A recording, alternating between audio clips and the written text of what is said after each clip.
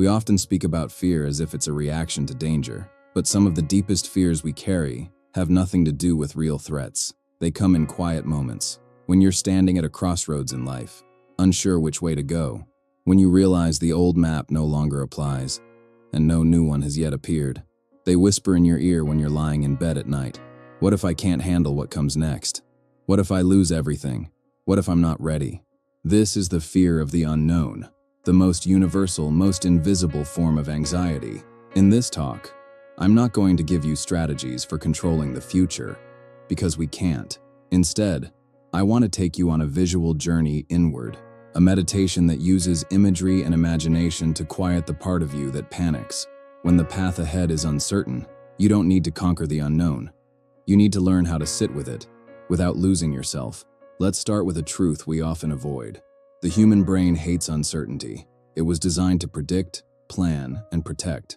In evolutionary terms, the unknown might have meant danger, a predator, a cliff, a storm. So our nervous system evolved to be alert when we can't see what's coming. But here's the thing. In the modern world, most of our unknowns aren't life-threatening. They're emotional, existential. They sound like, what if I never find my purpose? What if this relationship ends? What if I try and fail?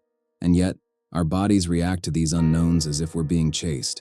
The heartbeat quickens, the breath becomes shallow, the muscles tighten, the mind spins stories to fill the void. It's not a lack of control we fear most, it's the lack of clarity. When we don't know, our imagination steps in, and rarely does it tell a hopeful story. Here's something I want you to hear clearly. Catastrophizing is not weakness. It's a survival strategy.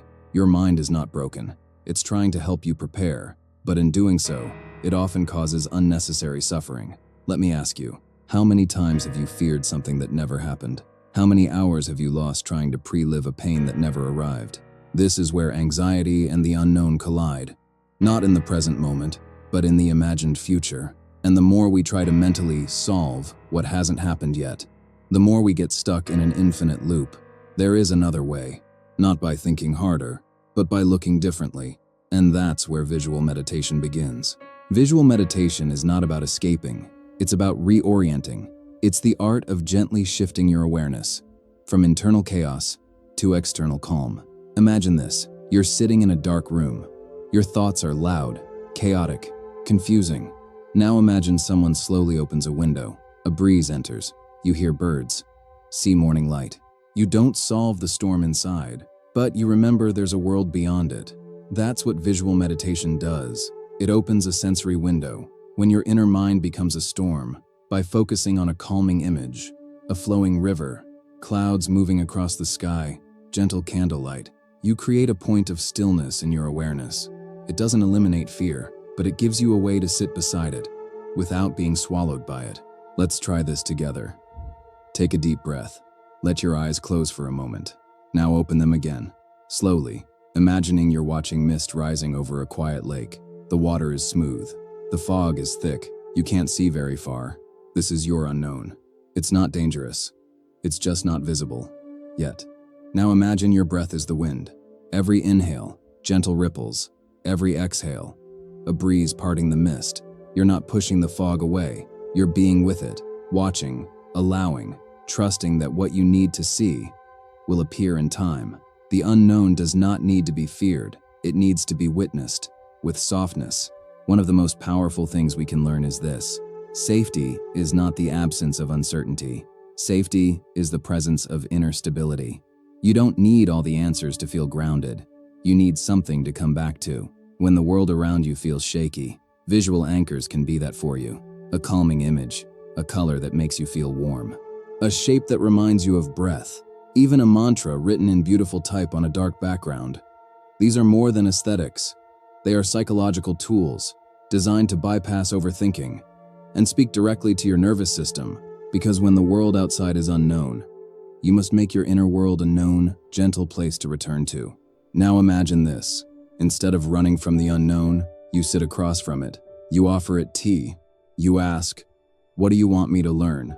And in time, you realize, the unknown is not the enemy. The unknown is the space where everything new is born. Every great love, every dream job, every life-changing decision, was once a terrifying unknown, but you walked toward it anyway, and on the other side, you found growth, connection, meaning. So today, when that old fear returns, you can greet it with a new perspective. Hello again, I see you, but you don't define me anymore. You may never be able to predict what's coming, but you can choose how you show up to meet it. You can choose not to fill the unknown with fear, but with presence. You can practice calming your system, not with logic, but with gentle visuals, breath, and compassion. The future may be foggy, but you, standing here in the now, are clear. And clarity in the present is stronger than certainty in the future. So the next time your mind spins into, what if? Pause, breathe, find a visual anchor, and remind yourself, I don't need to know everything to move forward. I just need to know how to stay with myself. Tonight, before bed, don't scroll through the chaos. Instead, find one calm image, a still landscape, a soft animation, a drawing that gives you peace. Look at it, breathe with it, let your body receive its calm. And if this practice helped you, share it with someone who's also afraid of what comes next.